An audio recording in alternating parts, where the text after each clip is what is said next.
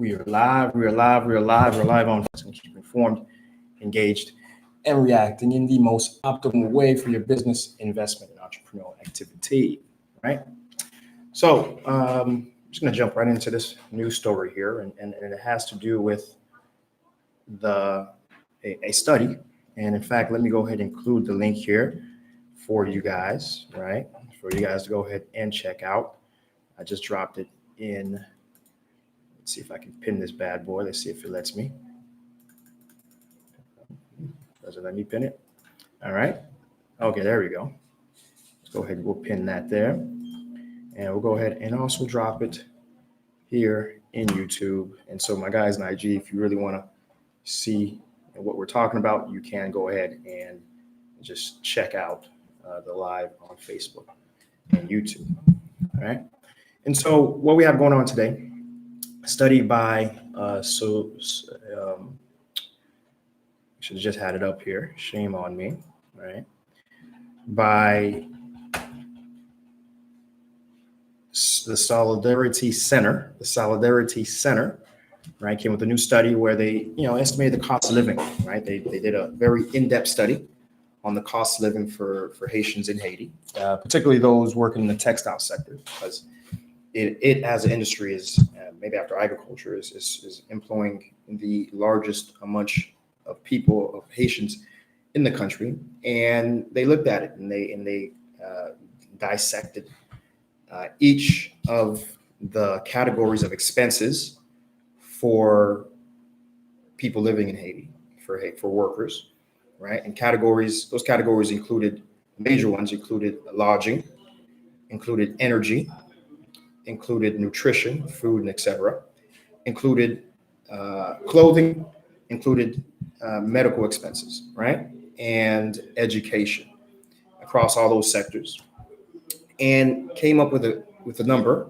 that represents, at the very minimum, what's needed to function given the real costs. And I can tell you, looking at these costs as someone who lives in Haiti, who frequents Haiti, all the different departments, I can tell you that the figures are pretty conservative on a lot of these things.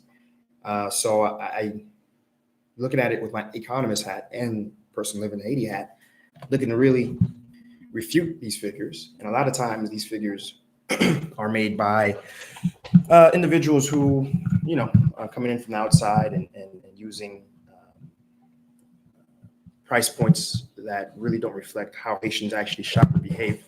So it was interesting to see, from one of the first studies I've seen that didn't do that, that seemed to actually reflect, what Haitians actually spend, because again, between buying things from the marchand and simply stretching out portions and how they manage expenses. For example, one thing most people don't know is that in Haiti, you don't really do the month-to-month rent payment, right? In Haiti, what actually happens is one pays for the entire year, right? One pays for the entire year, right? And that's done for multiple ways, but because generally the monthly rent is so comparatively low, it's only a benefit to the landlord to receive it in bulk up front, so they can at least do something of note, of impact with that money, i.e. totally pay their child's tuition, purchase another piece of land, or develop some land, and all that usually needs a large upfront component, and that's what paying for the year entails, and why it's done so uniformly. But some places that will go as low as 6 months, but for the main part, it's a year, right? And so when you look at some of the breakdowns here, and let me just say, so once let me repeat what I just said for those just coming into the stream, right? You have a couple of different sectors. You have nutrition, clothing, medical, education, transport, communication, and some savings, right? And when you bring all those categories together, you get an amount that is equal to roughly about 45,000 good. I'm gonna say it again. 45,000 good is what this study is saying for textile workers. Now we're not talking about any other sector. We're not talking about the mamaceras. We don't know, because their figures are going to be different. But for textile workers, we're looking at 45,000 good. What is 45,000 good? That's about $540 a month in US, and that's a little dated because that's using an exchange rate of 82 good per dollar. We know now it's at 93 good per dollar, right? But just trying to stick with the reports figures for now, right? We're looking at, and that is, I can tell you, someone who is in the labor sector. My very first enterprise was a staffing company, so I'm very familiar with what the actual economy is paying people, what the economy is actually providing to people in terms of a minimum wage, a minimum amount for different categories. And I can tell you, 45,000 in the real economy right now isn't what people are receiving. You'll get 50,000 good just about for a senior to middle management position quite often, right? A senior associate, senior analyst, to a lower middle manager will get about 50,000, in retail and a few other in-office positions, right? So the fact that the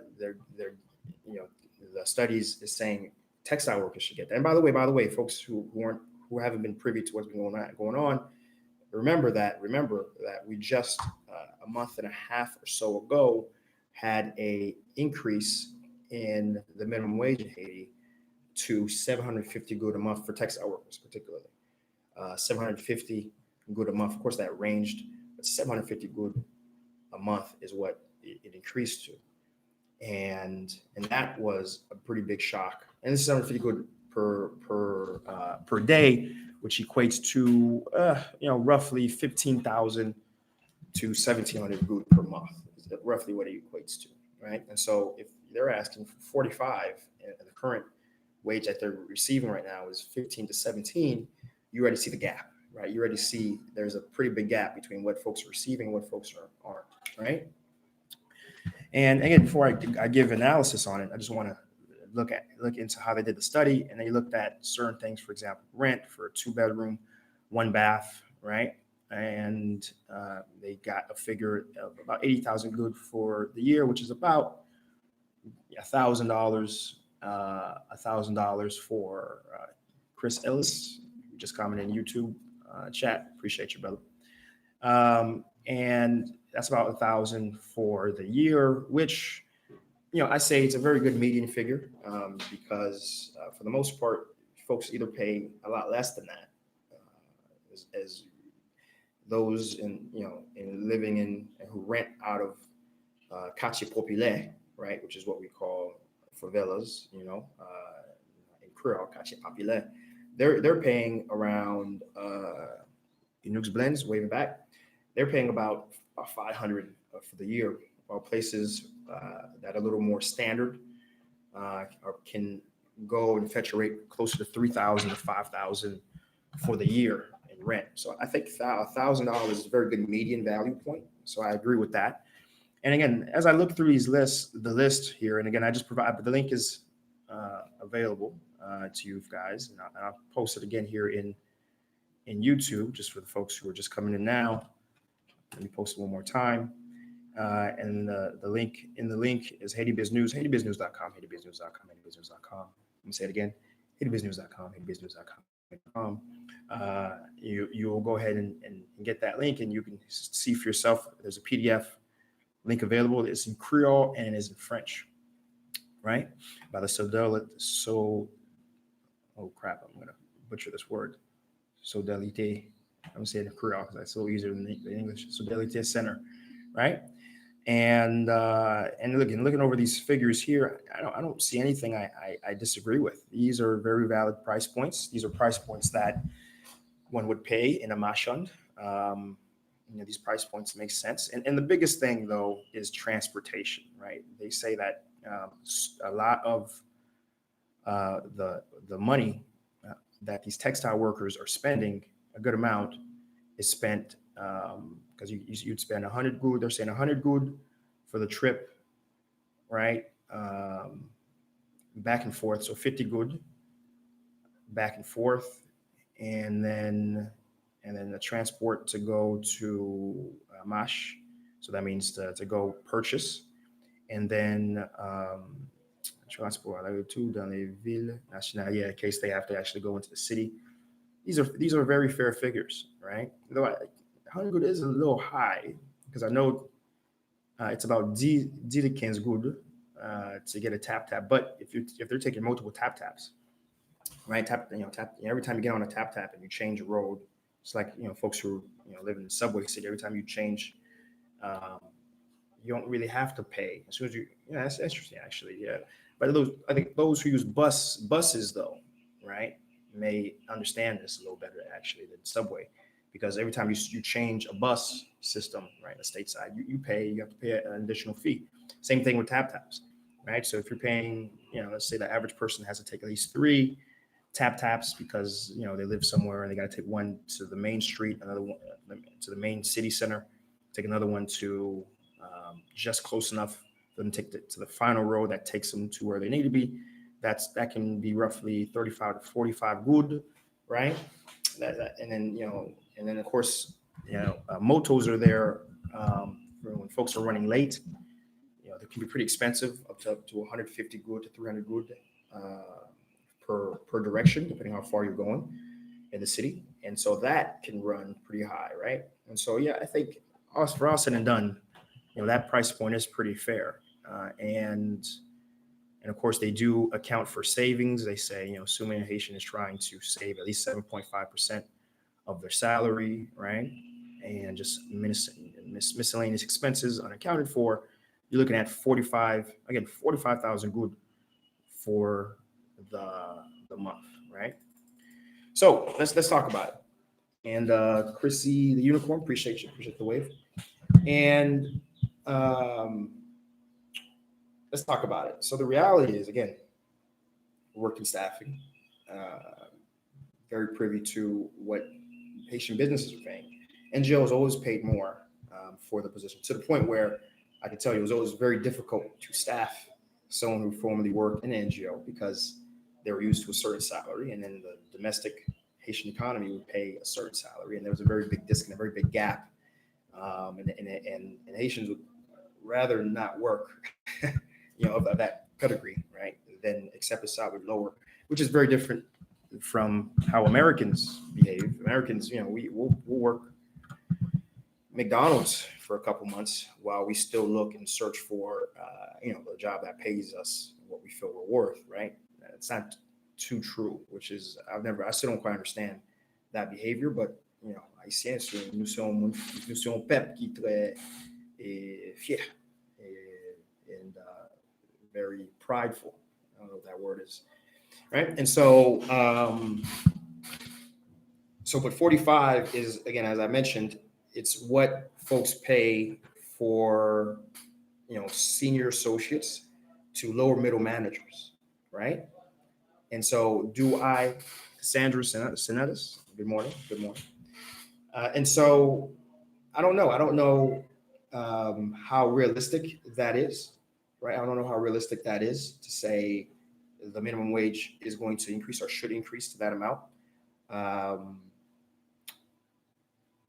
Can business owners afford it? I can tell you, here's what I've said. I've said this many times, and I'll say it again, right? The reality is, as a business owner, speaking on behalf of business owners who I speak to and work with and network with, and I'm very privy to a lot of their, at least their labor costs, right?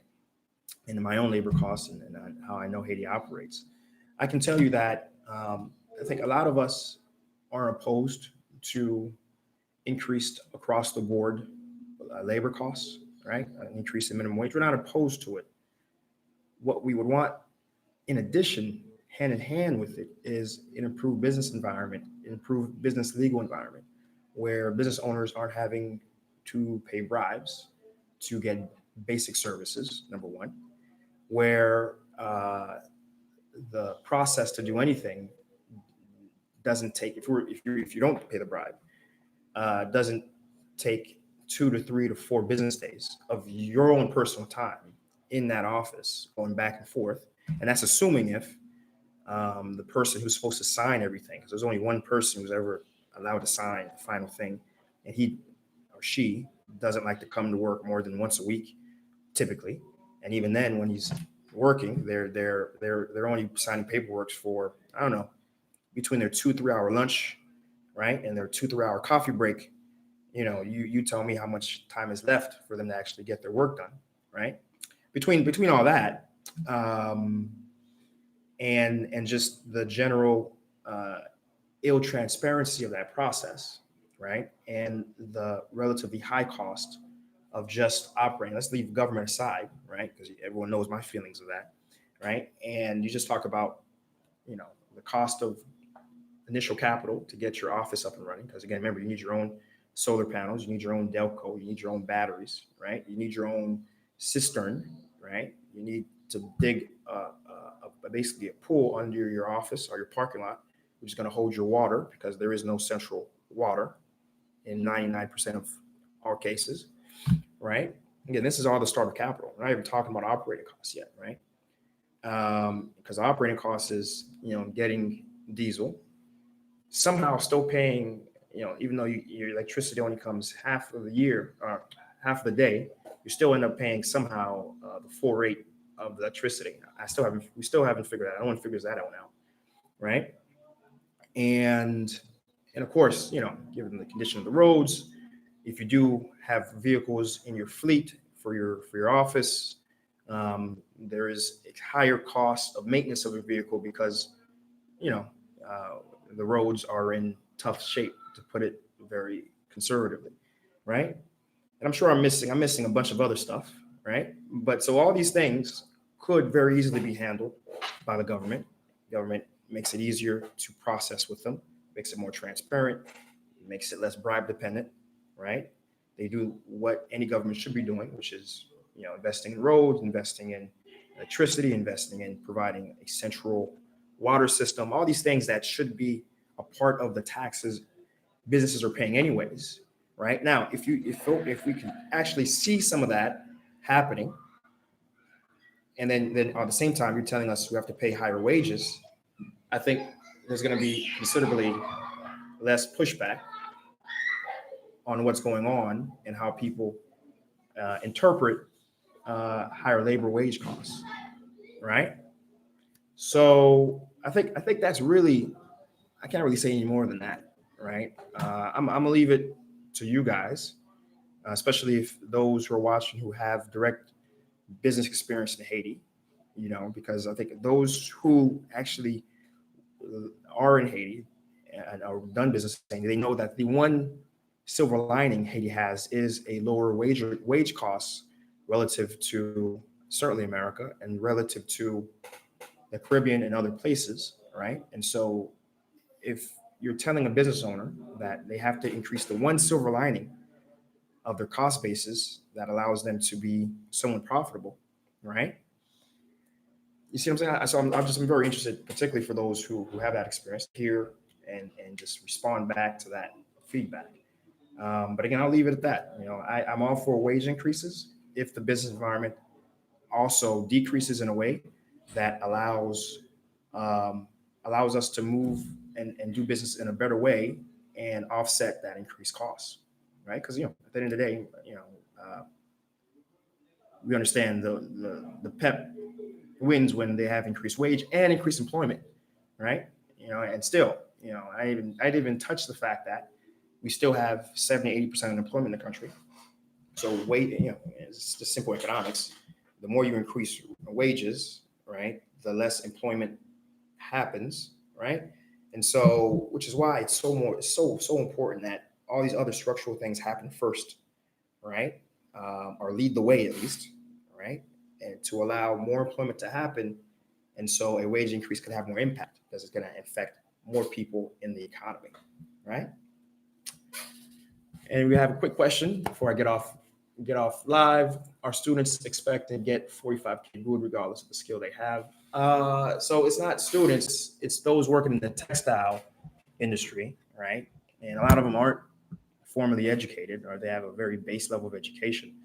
And so and again, it's not anyone who's asking for it. It was a very detailed study that, and again, I'll post it again in YouTube here, just for the folks who just joined, right? And it's a very detailed study of the cost of living, right? What are the costs to live in Haiti, in Port-au-Prince, in the textile industry in particularly, and then based on that, what should be getting paid, right? It's all good. It's all good, right? And so, all right. So with no other questions, I do want folks who just came in a little live a little late to go ahead and rewatch that as time goes on. Go start from the beginning, rewatch it, because it will be saved on Facebook and YouTube and on IG. So go ahead and rewatch it. And as always, if you like what I'm doing here, it's Monday to Friday. We have a very busy editing schedule today, so I couldn't do a formal video like we usually do with the infographics and everything like that. But I do want to be consistent, and that's why I got on the live. So Monday to Friday, we're out here. Again, make sure hit that subscribe button, hit that like button, comment. Love to hear your feedback and take. I will respond to it throughout the day. And again, you know how it goes out here. Until we're back at it again, we're back at it again.